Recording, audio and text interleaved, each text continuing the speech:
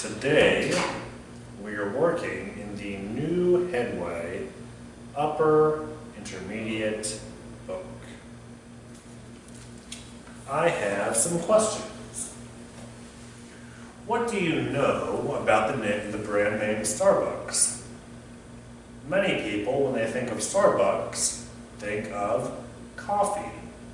Coffee grounds, coffee shops, places to meet people and study. Many people, when they think of Apple, think of the iPhone. They think of the MacBook Pro, the MacBook Air, the iPod, music downloads, and a variety of other Apple products.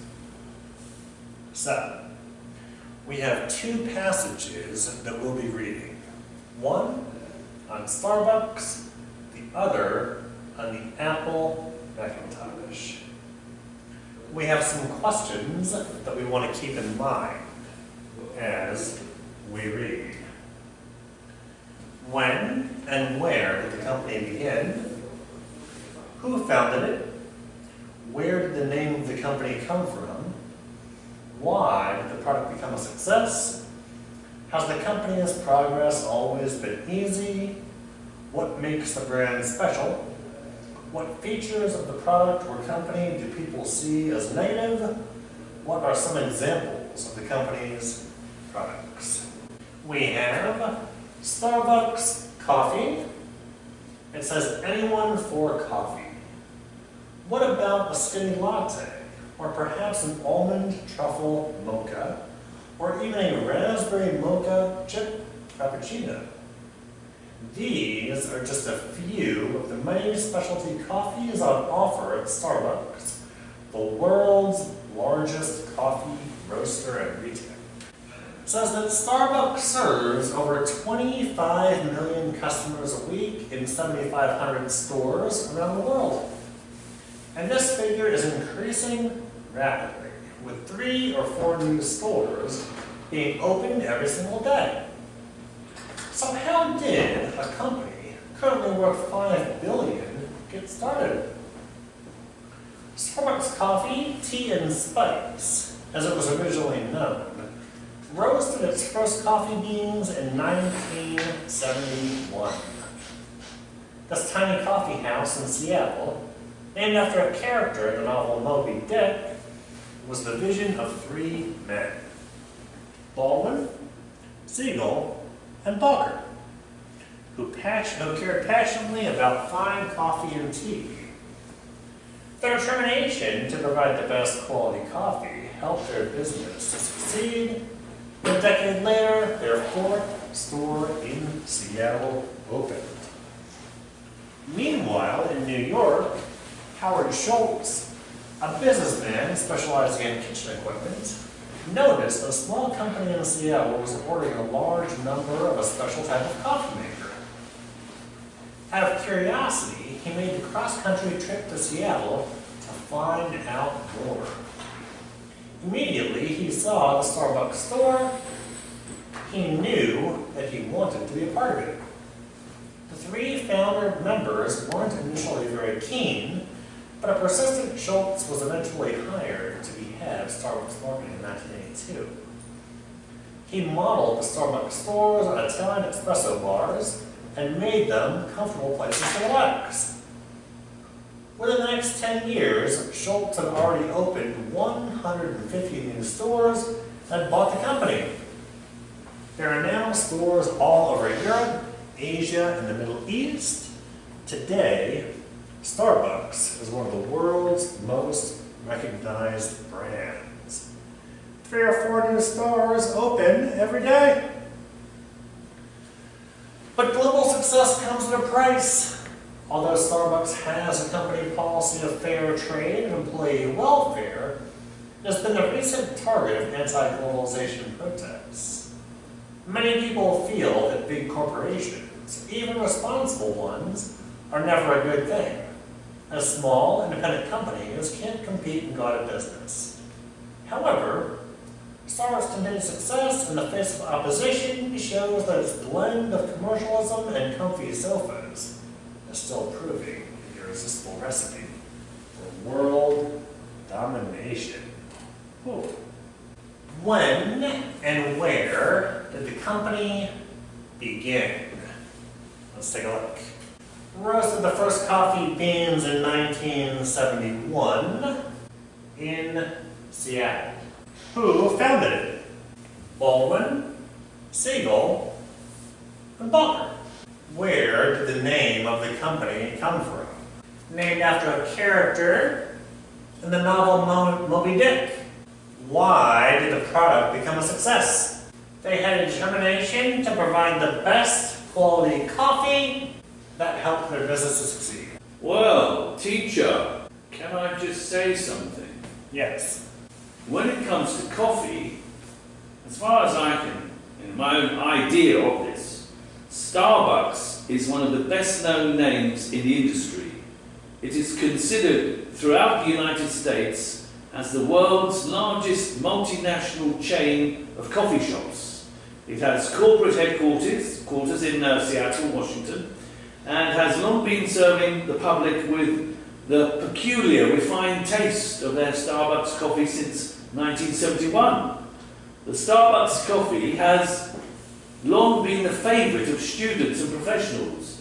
Thousands of people visit Starbucks for their delicate coffee every year. However, aside from the coffee, Starbucks also serve other drinks, including hot and cold tea, as well as cakes and pastries.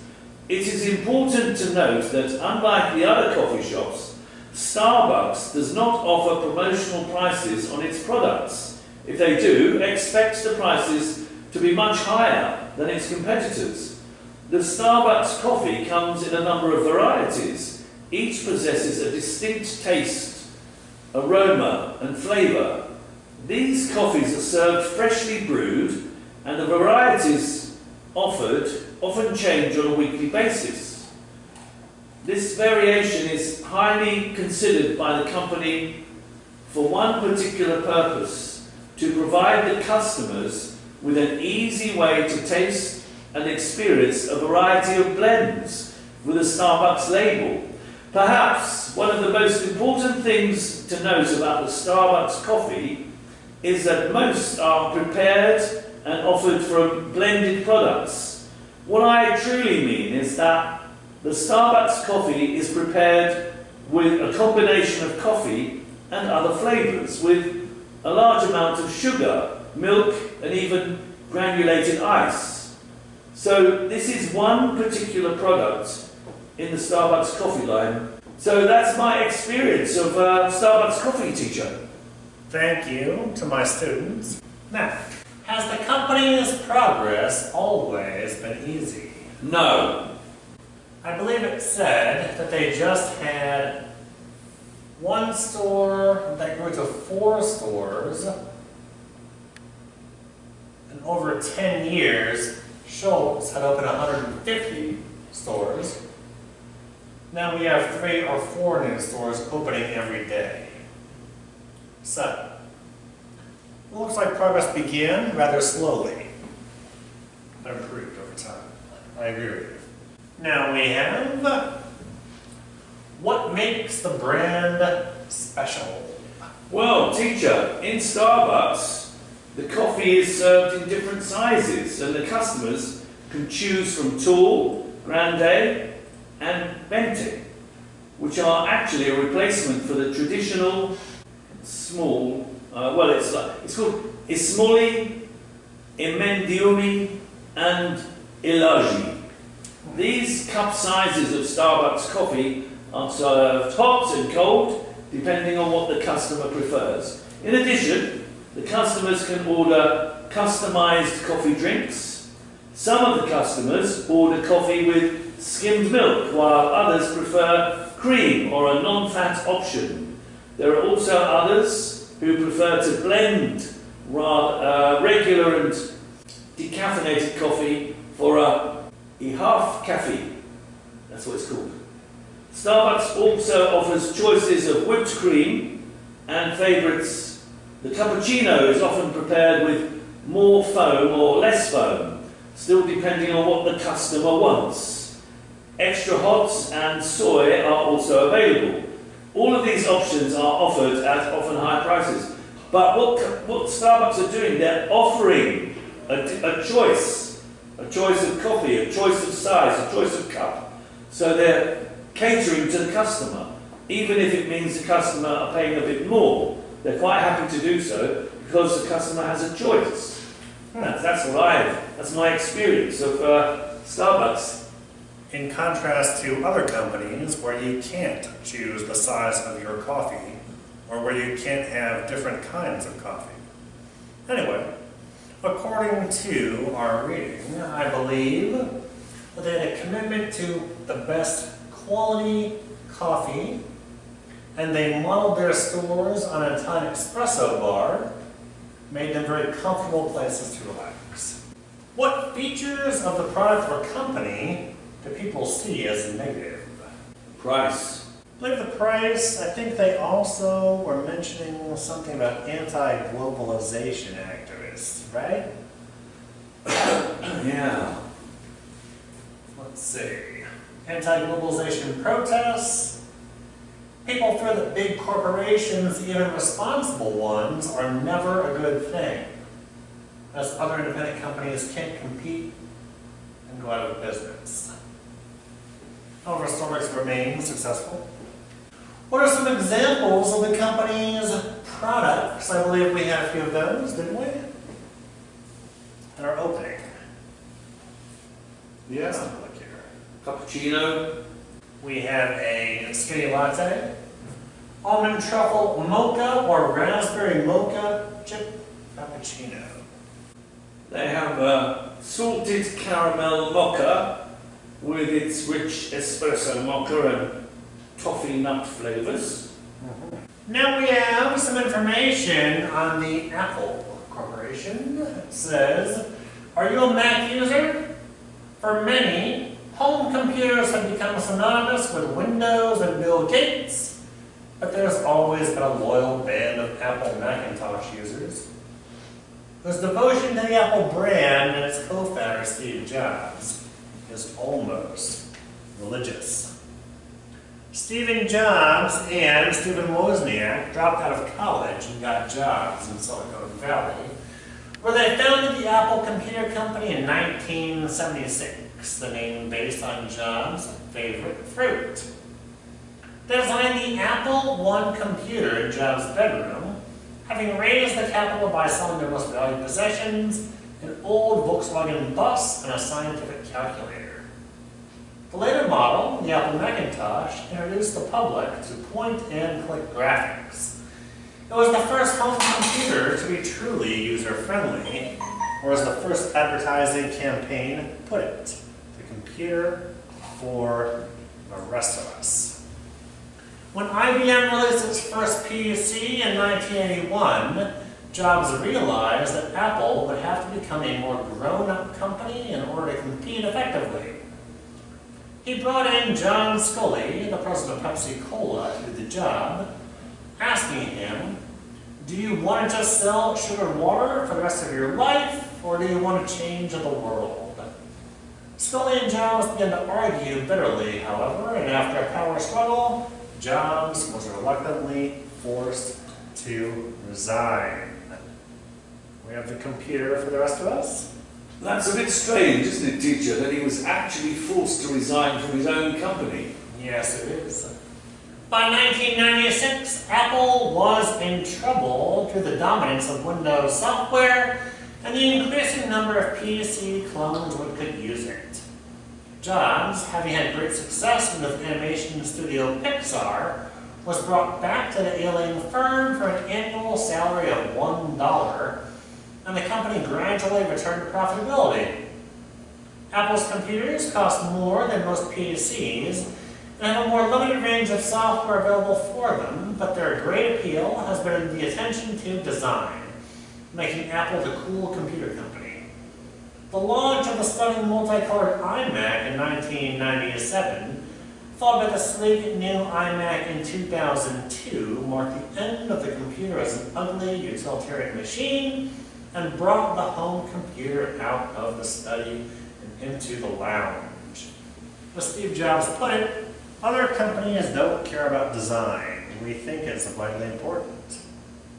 Apple's fortunes were transformed again with the development of the iPod in 2003, which soon became a must-have gadget and brought about a boom in internet music sounds.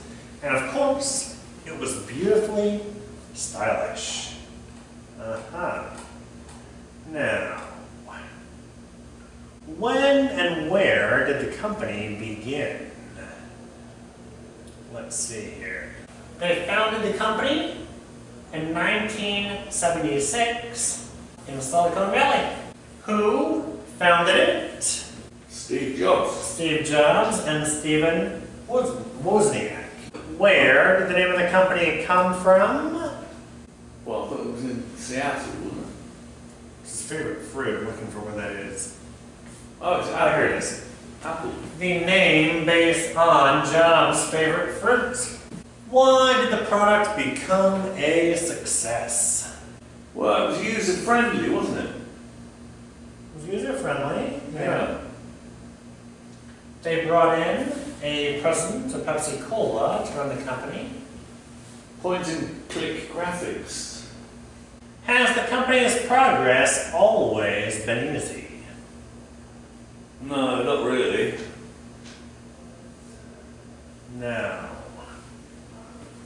It says that they had problems, right? Scully and Steve Jobs were arguing bitterly. Steve Jobs left the company. The company was in trouble with Windows software and PC clones using it. Jobs left for Pixar, was brought back, and the company returned to profitability, implying that, of course, the company was not profitable and was having trouble for a period of time. What makes the brand special? Attention to design. Appeal has been the attention to design, making Apple the cool computer company. Yes. What features of the product or company do people see as negative? What about the range of the software? Was it limited? Right, it is. We have limited range of software available for them. Yeah, that was afterwards. They marked the end of the computer as an ugly utilitarian machine, right? They were very stylish. Yeah. Design is vitally important. What are some examples of the company's products? MacBook Air. MacBook Air is one of them, right? Yeah. We have the iMac and the new iMac in 2002. MacBook And Pro. then we have the iPod. And of course we have other examples like the MacBook Air and the MacBook Pro and the iPhone that aren't mentioned in our readings. Okay, now we have 8 answers. Decide which 4 are about your article, then think of the question. So, our answer is in Silicon Valley. Would that be pertinent to Starbucks or Apple? Apple. Apple, of course. And if our answer is in Silicon Valley, what could be our question? I don't know. Could be, where did Steve Wozniak and Steve Jobs begin their careers? Our next is 3 or 4. I believe that could be an answer to a question about Starbucks. You may ask, how many new stores they open each day? 3 or 4. Our next answer is 5 billion. Wow. 5 billion cups of coffee? That could be a question about Starbucks. Perhaps it could be, what is the current value of Starbucks company? $5 billion. Our next answer is in 1997. That could be pertinent to... Is this when Starbucks started? We can check on that. Let's see. No, let's see. Starbucks started in 1971. I believe that would be a question about Apple. When was its computer line started? Let's take a look. Aha! When was the launch of the stunning multicolored iMac? The answer could be 1997. Our next answer is 10 years. How long take? Would that be about Starbucks or Apple? What was the question? 10 years is the answer. We have to come up with a question. 10 years. How long has Starbucks been in business? Been in business for more than 10 years. How long does it take Starbucks to make a cup of coffee? Not as long as 10 years. Let's see. I don't know, 10 years? I'll be back in 2027 for my coffee. When was Steve Jobs forced to resign? Was it in 10 years? Could have been before 10 years, let me see. Let's do some math here. How long did Steve Jobs work as boss of Starbucks for? Apple for? Was he there for 10 years? Honestly, I'm not seeing anything about 10 years here. Trying to work it out, I can't think what it is. 10 years. I'm not sure. Here we are. Within the next 10 years, Jobs had already opened 150 new stores. So, how long did it take him to open 150 stores? 10 years. Next we have because he argued with his partner. And we have why resign. Why did Steve Jobs resign? Why did Steve Jobs resign? Because he and the new leader, John Scullin, argued bitterly and had a power struggle. Teacher, what is a power struggle?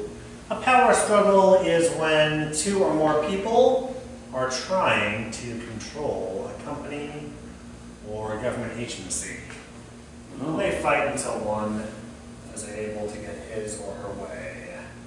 Next we have because they can't compete, why out of business? Why did they go out of business? Right. Why did these small independent companies go out of business? Because they can't compete with Starbucks. Definitely a question on Starbucks.